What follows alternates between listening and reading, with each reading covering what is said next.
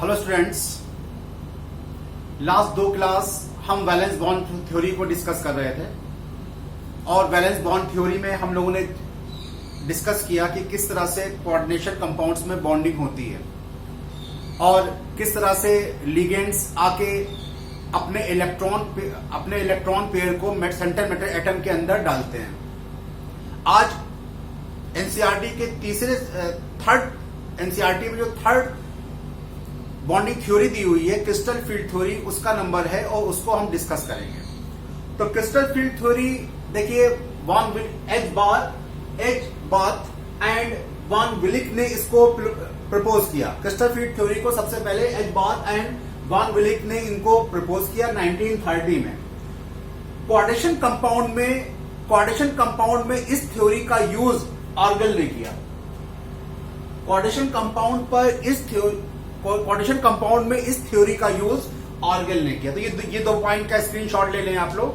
फिर हम डिस्कस करते हैं कि क्रिस्टल फील्ड थ्योरी क्या होती है।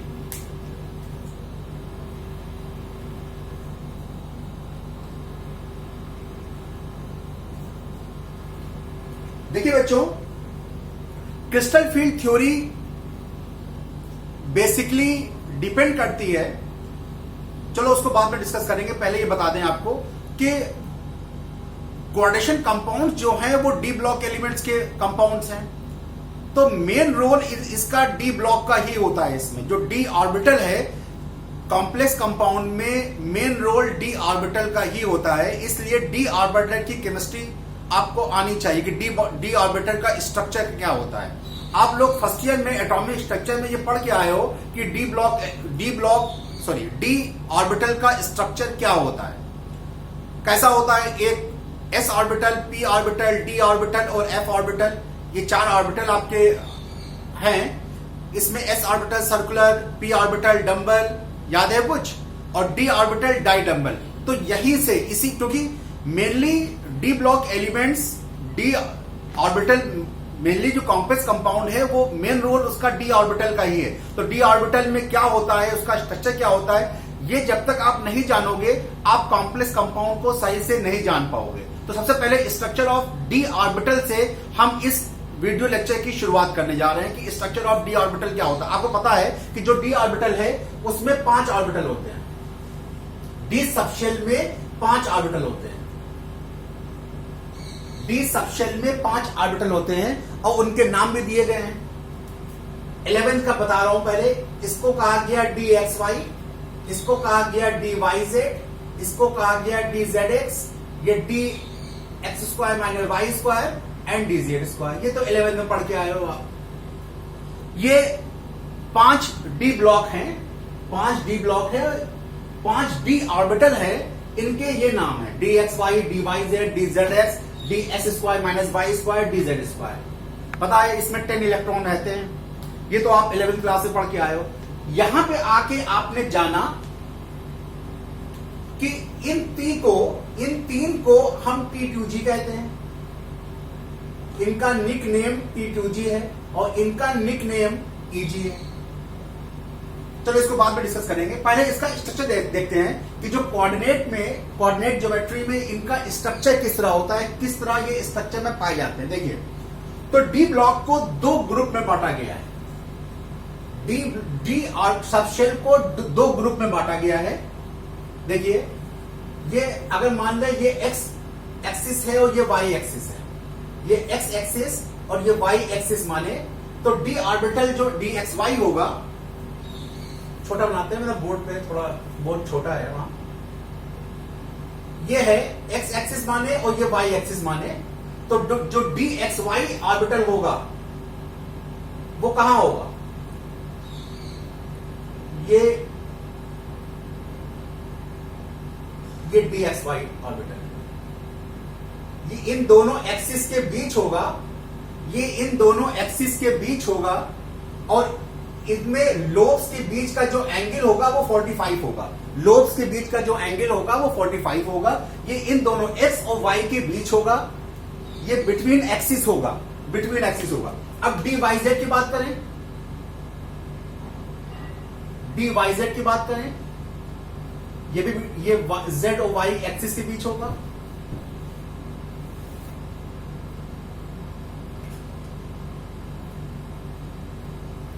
ये d yz है। d zx की बात करें,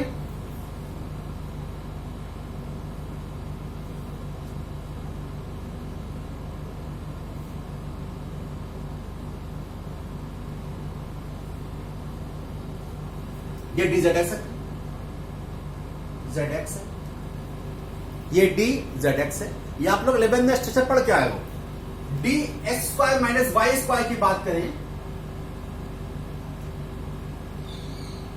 इसमें लोग 0 डिग्री एंगल पे होते हैं।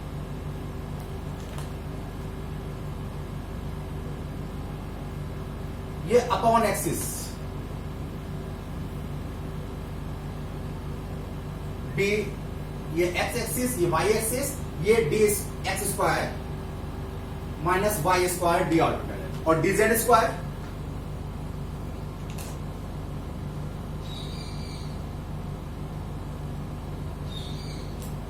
ये डी जेड स्क्वायर, ये ऑर्बिटल है। ये ऑर्बिटल 5 डी ऑर्बिटल हैं, ये 5 डी ऑर्बिटल हैं। इनमें देखिए, इनमें डिफरेंस क्या है। इसमें ये तीन ऑर्बिटल हैं, आपको खुद दिख रहा है। ये इनके लोब्स एक्सिस के बीच में है, इनके लोब एक्सिस पे ना होके एक्सिस के बीच में है। तो इन 3 सेट को हम नॉन एक्सियल कहते हैं, non axial orbital, non axial orbital, non axial orbital. जो ये 3 है, इनके लोब एक्सिस के ऊपर हैं। इन दो के लोब एक्सिस के ऊपर, देखिए एक्सिस के ऊपर हैं, तो इन्हें एक्सियल ऑर्बिटल कहते हैं।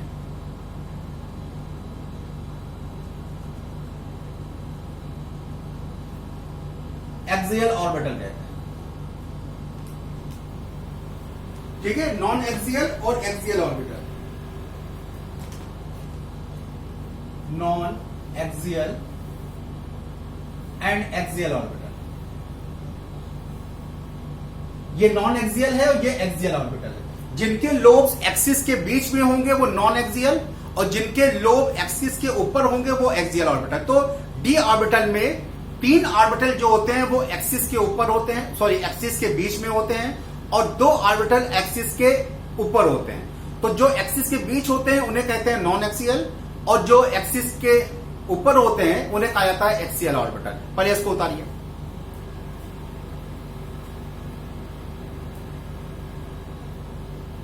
स्क्रीनशॉट ले लीजिए।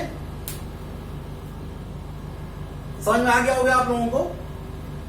अब कुछ टर्म्स यूज होते हैं सीएफटी में, उन टर्म्स को डिस्कस करके हम सीएफटी शुरू करते हैं। जो टर्म डिस्कस होते हैं, जो यूज होते हैं, सबसे पहले नंबर फर्स्ट टर्म है डीजेनरेट ऑर्बिटल।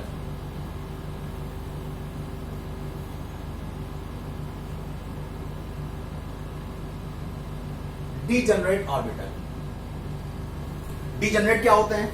डीजेनरेट जो जनरेट ना हो, जो जनरेट जिनकी सबकी एनर्जी सेम हो।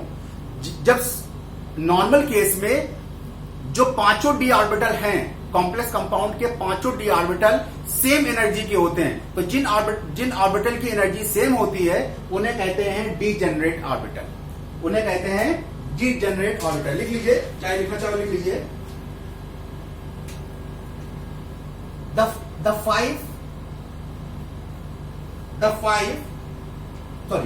in free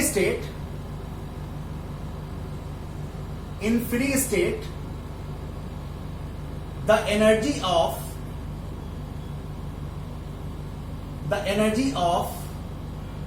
all d orbital,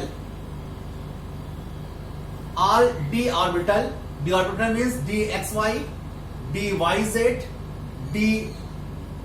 dzx, dx square minus y square and dz square. In free state, the energy of all d orbitals are same. It's known as degenerate orbital.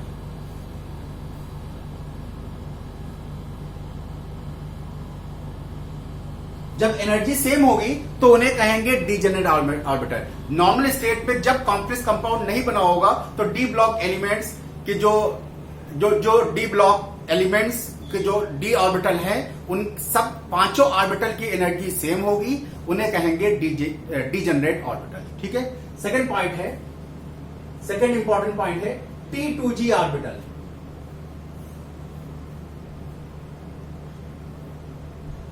T2G orbital या non axial orbital.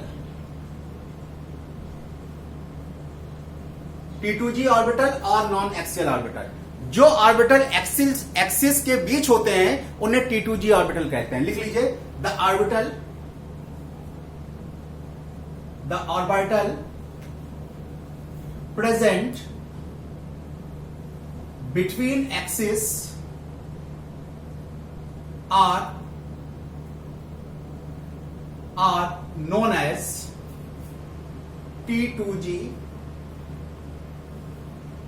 Orbital, are known as T2G orbital. और ये तीन होते हैं T2G orbital, DXY, DYZ and DZX। ये T2G orbital कहते हैं। T का मतलब यहां पे है, ये ग्रुप थ्योरी से रिलेटेड है। T का मतलब ट्रिपली डीजेनरेट ऑर्बिटल, ट्रिपली डीजेनरेट ऑर्बिटल। ठीक है, ट्रिपली डीजेनरेट ऑर्बिटल T2G। इसी तरह नंबर थर्ड है EG ऑर्बिटल। ये एक्सियल होते हैं, एक्सियल ऑर्बिटल जो एक्सिस पे पाए जाते हैं, एक्सियल ऑर्बिटल, EG ऑर्बिटल। तो the orbital which is present on the axis is known as axial orbital। EG का मतलब होता है doubly degenerate orbital, ये triply degenerate, ये doubly degenerate orbital। axial orbital, the orbital which is present on the axis is known as axial orbital। ये दो होते हैं, एक dx² - y² एंड dz², चाहे आप लोग लिख सकते हैं। तो ये होगी बात आपकी, जो टर्म यूज होने हैं वो जो टर्म यूज होने हैं उनकी बात होगी। ठीक है, तो समझ गए कि डी ऑर्बिटल का शेप क्या होता है। डी जो सबशेल होता है उसमें 5 ऑर्बिटल होते हैं, उनके नाम DXY, DYZ, DZX, dx² - y² and dz²। 5 में 3 जो होते हैं वो एक्सिस के बिटवीन होते हैं, बिटवीन एक्सिस होते हैं, जिन्हें नॉन एक्सियल कहते हैं। और 2 एक्सिस पे होते हैं, उन्हें कहते हैं एक्सियल ऑर्बिटल। जो इन बिटवीन एक्सिस होते हैं वो होते हैं T2G ऑर्बिटल, और जो एक्सिस पे होते हैं वो होते हैं EG ऑर्बिटल। इतना है जो आपको CFT से पहले आपको इतनी नॉलेज होनी चाहिए डी ऑर्बिटल के बारे में। ठीक है, इसका स्क्रीनशॉट ले लें, आगे शुरू करते हैं। अब CFT देखिए, CFT क्या है।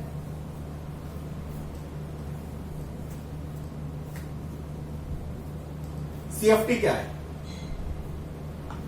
देखिए जो CFT है इसका एक बेस याद रखो। CFT जो है वो ये कहती है कि सेंट्रल मेटल एटम पे पॉजिटिव होता है, लिगेंड नेगेटिव भी हो सकता है और न्यूट्रल भी हो सकता है। सेंट्रल मेटल एटम पॉजिटिव होता है और लिगेंड्स नेगेटिव भी हो सकता है और न्यूट्रल भी हो सकता है। ये CFT जो है ये टोटली इस बात पे डिपेंड है, टोटल इलेक्ट्रोस्टैटिक फोर्स पे डिपेंड है। मतलब attraction between positive and negative. Positive आपका central metal atom, negative ligands. अगर लिगेंड्स न्यूट्रल होगा तो ये डाइपोल की तरह काम करेगा। अगर लिगेंड नेगेटिव होगा, इसमें लिख लीजिए, इन CFT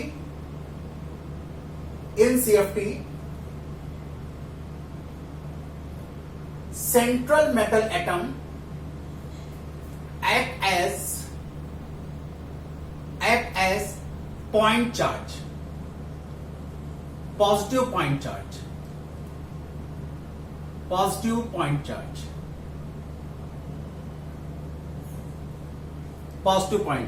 ठीक है। ये आप एनसीईआरटी में थ्योरी दी हुई है, आप वहां से भी देख सकते हो, तो हमें थ्योरी बताने की जरूरत नहीं है, हम आपको यहां पे इसको एक्सप्लेन कर देते हैं क्या है। देखिए CFT क्या है।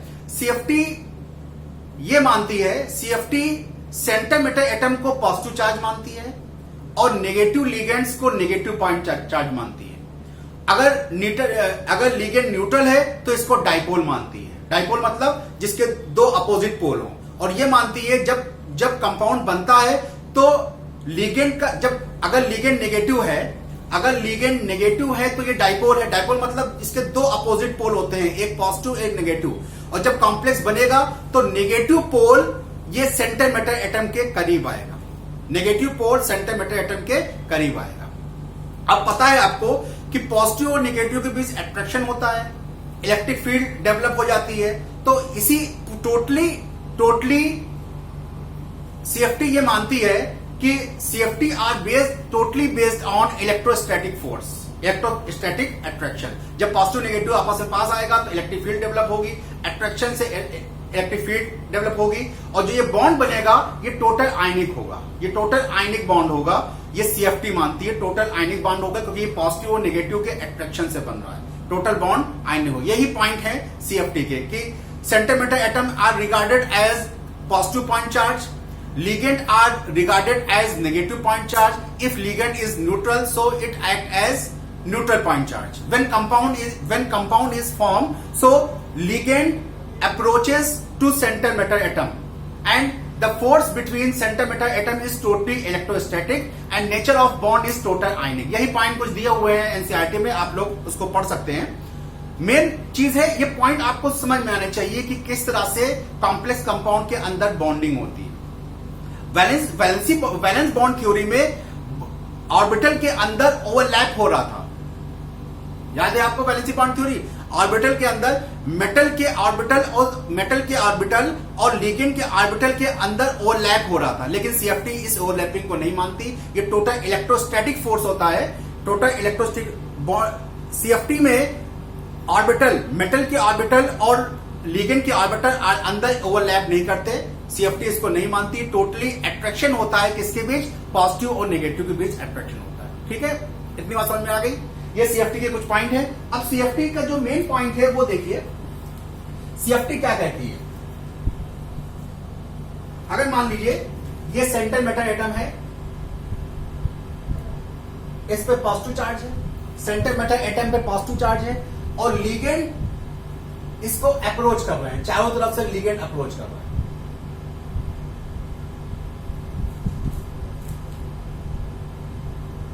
चारों तरफ से लिगेंड अप्रोच कर रहे हैं सेंटर मेटल एटम को। अब देखिए, अब ये चीज देखिए, सेंटर मेटल एटम में डी ऑर्बिटल है, डी ऑर्बिटल में इलेक्ट्रॉन है, डी ऑर्बिटल में इलेक्ट्रॉन है, और लिगेंड भी अपने इलेक्ट्रॉन को लिए आ रहा है। लिगेंड भी अपने, सब लिगेंड क्या है, अपने इलेक्ट्रॉन को लेके इसकी तरफ आ रहे हैं। बहुत कायदे समझिएगा, बहुत आसानी से समझ में आ जाएगी ये थ्योरी है। सेंटर मेटल एटम के ऑर्बिटल में इलेक्ट्रॉन है, लिगेंड के पास भी इलेक्ट्रॉन है। देखिए, पहले तो ये फोर्स अट्रैक्शन का होगा, क्योंकि पॉजिटिव और नेगेटिव के बीच स्ट्रॉन्ग अट्रैक्शन होता है, तो पहले तो ये फोर्स अट्रैक्शन का होगा। जब लिगेंड अपने इलेक्ट्रॉन लिगेंड के पास क्या है, नेगेटिव, सेंटर मेटल एटम के पास क्या है, पॉजिटिव, दोनों पॉजिटिव और नेगेटिव के बीच क्या हुआ, अट्रैक्शन हुआ। पहले तो ये अट्रैक्शन होगा, लेकिन जब ये पास पहुंचेंगे, जब लिगेंड्स पास पहुंचेंगे, तो जो इलेक्ट्रॉन डी ऑर्बिटल में है, डी ऑर्बिटल में जो मेटल के डी ऑर्बिटल में जो इलेक्ट्रॉन है और लिगेंड के इलेक्ट्रॉनों के बीच क्या होने लगेगा, रिपल्शन होने लगेगा। बात समझ में आ रही है कि जब सीएफटी सेंटर मेटल एटम को पॉजिटिव मानती है और लिगेंड्स को नेगेटिव पॉइंट चार्ज मानती है, और ये कहती है कि पॉजिटिव और नेगेटिव के बीच अट्रैक्शन होता है, अट्रैक्शन होगा, लिगेंड्स मेटल की तरफ खींचे आएंगे, लेकिन जब मेटल के पास पहुंचेंगे तो वो देखेंगे कि मेटल के ऑर्बिटल में भी डी इलेक्ट्रॉन हैं, तब क्या होगा, रिपल्शन होगा। तब क्या होगा, इलेक्ट्रॉनों के बीच। अवश्य बात यह है कि अट्रैक्शन फोर्स ज्यादा होगा रिपल्शन फोर्स से, लेकिन तब भी रिपल्शन होगा। तो जब रिपल्शन होगा, अगर ये फील्ड जो लिगेंड की और मेटल के बीच जो फील्ड है वो अगर सिमेट्रिक है, बराबर की फील्ड है, तो कोई फर्क ना पड़ता। लेकिन ज्यादातर केस में ये देखा जाता है कि ये फील्ड होती है अनसिमेट्रिक होती है हर जगह। अब सिमेट्रिक फील्ड कैसे हो सकती है, जब सेंटर मेटल एटम के ऑर्बिटल सेम नहीं है, कुछ बिटवीन एक्सिस है, कुछ अलोंग द एक्सिस है, तो जब ऑर्बिटल सेम नहीं है तो ये फील्ड सिमेट्रिकल कैसे रह सकती है। बात समझ में आ रही है ना? ये जब सेंटर मेटल एटम के पास ऑर्बिटल पहुंचते हैं तो मेटल के इलेक्ट्रॉन और लिगेंड के इलेक्ट्रॉन के बीच क्या होने लगता है? रिपल्शन होने लगता है। रिपल्शन होने लगता है तो जो ऑर्बिटल लिगेंड की तरफ होंगे, आप खुद देखिए कि मान लीजिए दो ऑर्बिटल एक दूसरे के पास है, ये लिगेंड है, ये लिगेंड है और ये सेंट्रल मेटल एटम का डी ऑर्बिटल है। तो अगर लिगेंड जिस डायरेक्शन में आएगा उसी डायरेक्शन में अगर मेटल का डी ऑर्बिटल पड़ जाए तो क्या होगा? और एक ऑर्बिटल पीछे है, एक ऑर्बिटल पीछे है, एक सेंट्रल मेटल एटम का डी ऑर्बिटल एक आगे है और एक पीछे है। अब आप खुद बताइए कि जो रिपल्शन होगा वो इस पे ज्यादा होगा कि इस पे ज्यादा होगा? अब इस बात है, जो लिगेंड के रास्ते में आएगा डी ऑर्बिटल उस पे रिपल्शन ज्यादा होगा इन कंपैरिजन टू जो पीछे होगा। बात समझ में आ रही है?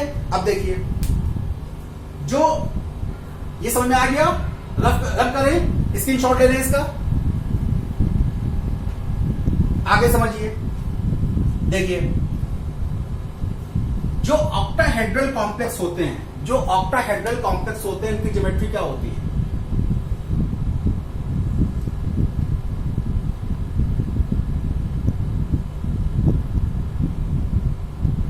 ज्योमेट्री एक होती है, ये चारों तरफ लिगेंड जुड़े होते हैं। अब देखिए, इस ज्योमेट्री से आप समझ जाएंगे कि 5d ऑर्बिटल हैं। 5d ऑर्बिटल में 3 जो हैं वो नॉन एक्सियल है, अब मेटल एटम बीच में, और ये चारों डायरेक्शन से एक्स वाई जेड तीनों प्लेन से लिगेंड्स आ रहे हैं। अब देखिए, 3 ऑर्बिटल नॉन एक्सियल हैं और 2 ऑर्बिटल एक्सियल हैं, अब देखिए लिगेंड किस तरफ से आ रहे हैं? हर एक्सिस पे लिगेंड आ रहा है। देखिए, इस एक्सिस से भी लिगेंड आ रहा है, इस एक्सिस से भी लिगेंड आ रहा है, इस एक्सिस से भी लिगेंड आ रहा है। बात समझ में आ रही है कि एक्सिस से लिगेंड आ रहे हैं, ठीक है? तो जो ऑर्बिटल डी ऑर्बिटल के डी सबशेल के जो ऑर्बिटल एक्सिस पे होंगे उनमें क्या होगा? रिपल्शन ज्यादा होगा कि नहीं होगा? क्योंकि वो लिगेंड के रास्ते में आ रहे हैं। जो लिगेंड के रास्ते में आ रहे हैं, एक्सियल ऑर्बिटल पे क्या होगा? रिपल्शन ज्यादा होगा किसका? लिगेंड के इलेक्ट्रॉनों का, in comparison to non axial. बात समझ में आ रही है? ये ऑक्टाहेड्रल कॉम्प्लेक्स है, इसमें 6 लिगेंड जुड़ेंगे। 6 लिगेंड एक्स वाई जेड, अगर इसको x मानो, इसको y मानो, ये क्या हो जाएगा? z हो जाएगा। ये प्लेन क्या है? z प्लेन है, ठीक है? अब मान लीजिए अगर इस रूम को हम प्लेन मान लें, तो क्या होगा? x डायरेक्शन से ऐसे लिगेंड आएंगे, ऐसे लिगेंड आएंगे, y डायरेक्शन से ऐसे लिगेंड आएंगे, इस तरह लिगेंड आएंगे, और z से ऊपर से नीचे से लिगेंड आएंगे, ठीक है? अगर इस स्क्वायर को हम ऑक्टाहेड्रल मान लें, इस स्क्वायर को, तो एक्स प्लेन से एक्सिस से यूं लिगेंड आएंगे, वाई से यूं लिगेंड आएंगे, और जेड से ऊपर नीचे से लिगेंड आएंगे। तो हर एक्सिस से लिगेंड आ रहा है। तो जो ऑर्बिटल इस एक्सिस के ऊपर पड़ जाएंगे वो ज्यादा रिपल्शन फील करेंगे इन कंपैरिजन टू जो बिटवीन एक्सिस होते हैं। तो एक्सिस पे ऑर्बिटल कौन होते हैं? 2 होते हैं। कौन? D X square minus Y square और डी जेड स्क्वायर। 2 एक्सिस पे होते हैं, D X square minus Y square और डी जेड स्क्वायर। ये कहां पे होते हैं? एक्सिस पे होते हैं। ये एक्सिस पे होते हैं, तो ये लिगेंड के रास्ते में आएंगे, क्योंकि ये एक्सिस पे है और लिगेंड भी एक्सिस से आ रहा है।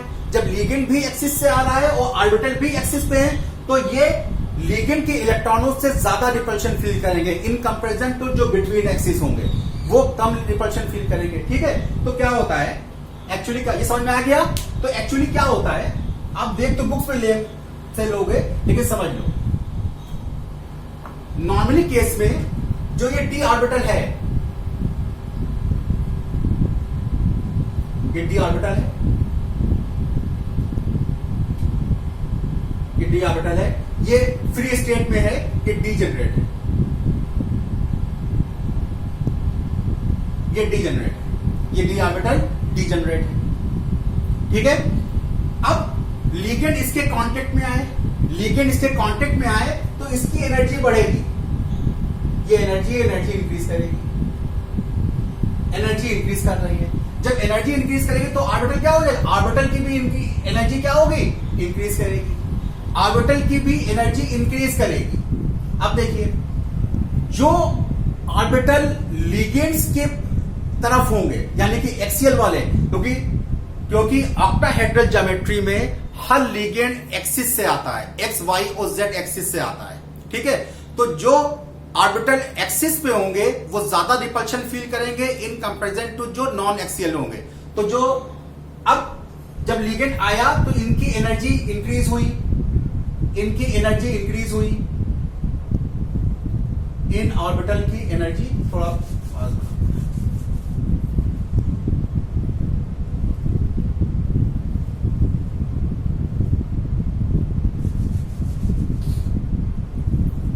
एक मिनट,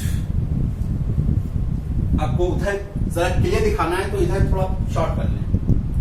ये ऑर्बिटल है टी,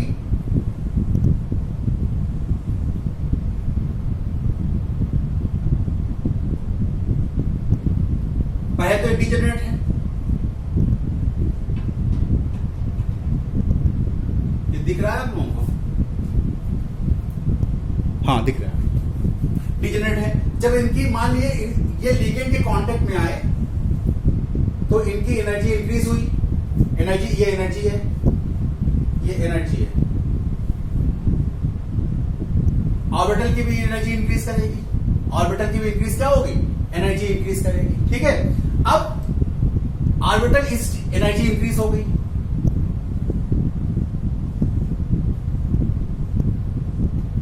ऑर्बिटल की एनर्जी क्या हो गई, इंक्रीज हो गई, ठीक है।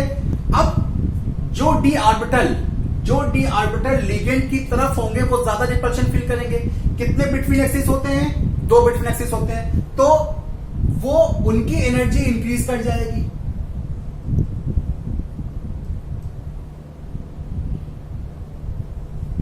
उनकी एनर्जी क्या होगी, इंक्रीज कर जाएगी। ये क्या होते हैं, ईजी सेट होते हैं, ठीक है। और जो बिटवीन एक्सिस होते हैं उनकी एनर्जी क्या होगी, डिक्रीज कर जाएगी, क्योंकि ये बिटवीन एक्सिस है, ये बिटवीन एक्सिस है, इनकी एनर्जी क्या हो जाएगी, डिक्रीज कर जाएगी। समझ रहे हो बात ना, कि जब लिगेंड के कांटेक्ट में फ्री एटम आया, फ्री डी ऑर्बिटल आया तो उसकी एनर्जी क्या हुई, इंक्रीज हो गई, क्योंकि रिपल्शन की वजह से पूरे ऑर्बिटल की एनर्जी क्या होती है, इंक्रीज हो जाती है, एनर्जी इंक्रीज हो गई।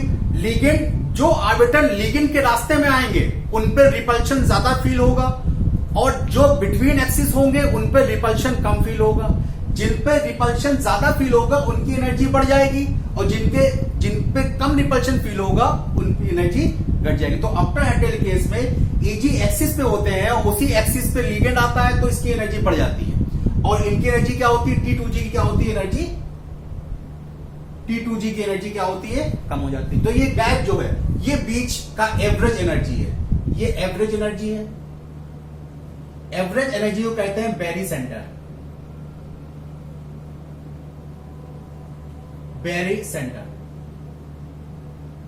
बैरी सेंटर। और जो ये डिफरेंस है एनर्जी का, ये जो एनर्जी का डिफरेंस है इसे कहते हैं crystal field splitting energy, crystal field splitting energy, इसको डेल्टा से दिखाते हैं। क्रिस्टल फील्ड जो एनर्जी का गैप है इसे कहते हैं क्रिस्टल फील्ड, जो 2 ऑर्बिटल की एनर्जी का गैप है उसे कहते हैं क्रिस्टल फील्ड स्प्लिटिंग एनर्जी, ठीक है, इसे डेल्टा से दिखाते हैं। और ऑक्टाहेड्रल केस में यहां पे O लगा देते हैं, ऑक्टाहेड्रल केस में इसको डेल्टा O से दिखाते हैं, ऑक्टाहेड्रल केस में डेल्टा O से दिखाएंगे, या इसको कहेंगे 10dq, इसे कहेंगे 10dq। ये क्या है, ये बैरी सेंटर है, जो ये गैप आया इसे ही कहते हैं क्रिस्टल फील्ड स्प्लिटिंग एनर्जी, ठीक है। इसे डेल्टा O से दिखाते हैं, इसे डेल्टा O से दिखाते हैं, या 10dq, एक यूनिट है 10dq से दिखाते हैं, ठीक है। अब देखिए एक चीज यहां पे कैलकुलेशन करना है, इनकी एनर्जी, जो इनकी एनर्जी है कैसे निकालेंगे, यहां पे जो ये ऑर्बिटल है इनकी एनर्जी कम हो गई। 5 ऑर्बिटल थे, टोटल कितने ऑर्बिटल थे, 5 ऑर्बिटल थे, टोटल 5 ऑर्बिटल थे। इनकी एनर्जी 2 से कम हो गई, तो यहां पे लिखेंगे 2 से कम हो गई तो -2/5, -2/5 डेल्टा नॉट, -2/5 डेल्टा नॉट या 0.6 या -0.6 डेल्टा नॉट या 6 DQ, -6 DQ, -6 DQ। देखिए टोटल थे 5 और इनकी एनर्जी किससे कितने से कम हुई? 2 से कम हो गई। 2 से एनर्जी जो कम हुई वो माइनस से दिखाएंगे, कितनों से कम हुई है? 2 से कम हुई। ऊपर वाले देखिए, ऊपर टोटल थे 5, टोटल डी ऑर्बिटल कितने हैं? 5, और इनकी इन 2 की एनर्जी किससे बढ़ गई? 3 से बढ़ गई, 3 वाले से बढ़ गई तो +3/5 कहेंगे, +3/5 डेल्टा नॉट कहेंगे या +0.4, सॉरी गलती हो रही गई, 2/5, सॉरी ये 6 नहीं होगा, ये -0.4 डेल्टा नॉट या -4 DQ, ठीक है, -4 DQ। और ये ऊपर वाला और +0.6 डेल्टा नॉट और DQ की फॉर्म में अगर लिखना चाहें और 6 DQ और 6 DQ, ठीक है, समझ में आ गई क्या कहानी है? कहानी सबसे पहले क्या है? सबसे पहले कहानी यह है कि क्रिस्टल जो डी ऑर्बिटल्स होते हैं, डी ऑर्बिटल्स के दो सेट होते हैं।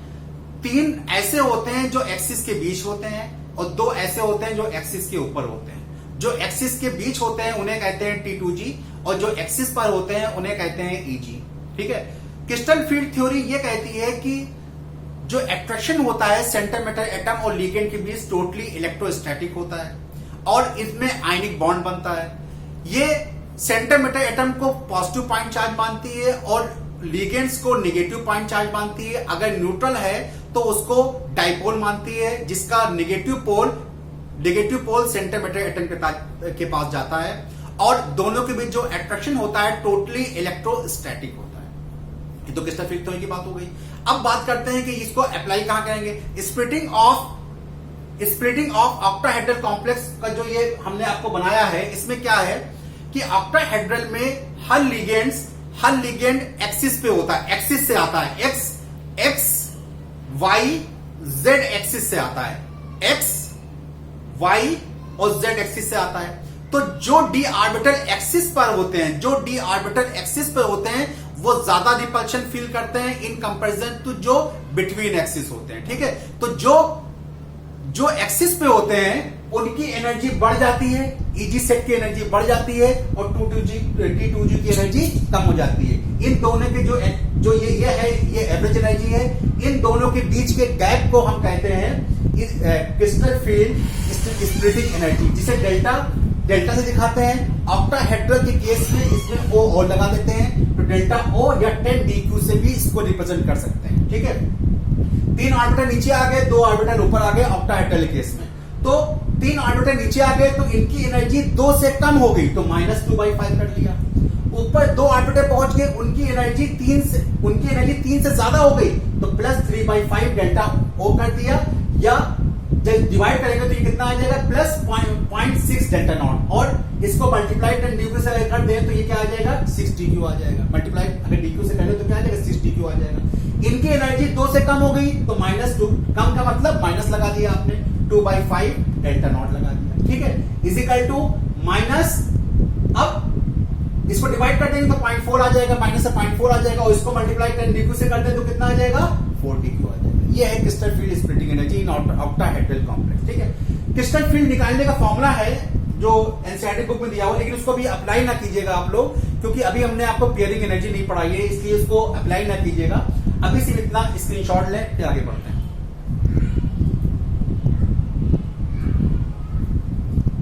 समझ में आ गया इसको? अगर समझ में ना आया तो बताइएगा मुझको, हम फिर दूसरे क्लास में समझा देंगे आप लोगों को। अब देखिए, क्रिस्टल फील्ड स्प्लिटिंग एनर्जी निकालने का फॉर्मूला पहले लिख लीजिए, लेकिन इसको अप्लाई ना कीजिएगा, ये अलग अलग है वीक और स्ट्रॉन्ग के लिए। स्ट्रॉन्ग फील्ड लिगेंड के लिए, स्ट्रॉन्ग फील्ड लिगेंड के लिए क्रिस्टल फील्ड स्प्लिटिंग एनर्जी का फॉर्मूला है delta O is equal to N, delta O is equal to minus 0.4 N T2G plus 0.6 N EG plus P pairing energy है। N क्या है? Number of electron in T2G set, T2G set, और ये क्या है? Number of electron in EG set, और ये है average pairing energy, average pairing energy. ठीक है, तो इस तरह से क्रिस्टल फील्ड थ्योरी को हमने डिस्कस किया और क्रिस्टल फील्ड थ्योरी के मेन पॉइंट्स आपको बता दिए कि क्रिस्टल फील्ड थ्योरी क्या है, किस एजम्पशन पे ये बेस है, कैसे डी ऑर्बिटल का स्ट्रक्चर होता है, कैसे रिपल्शन होता है, इलेक्ट्रॉन के बीच कैसे रिपल्शन होता है। पहले तो अट्रैक्शन होता है जब पास आते हैं, और फील्ड अनसिमेट्रिकल होती है तो अनसिमेट्रिकल डिस्ट्रीब्यूशन हो जाता है। जो लिगेंड के रास्ते में आ जाते हैं उनकी एनर्जी बढ़ जाती है, जो लिगेंड के रास्ते में नहीं आते उनकी एनर्जी कम हो जाती है। इस तरह से जो गैप होता है इसे कहते हैं क्रिस्टल फील्ड स्प्लिटिंग एनर्जी, जिसे डेल्टा O से दिखाते हैं इन ऑक्टाहेड्रल कॉम्प्लेक्स। ठीक है, उम्मीद आपको समझ में आ गया होगा, और अगर कोई प्रॉब्लम है तो आप कमेंट बॉक्स में आके कमेंट कर सकते हैं। Thank you so much. Next video lecture में हम बताएंगे crystal field splitting in tetrahedral complex. Thank you so much.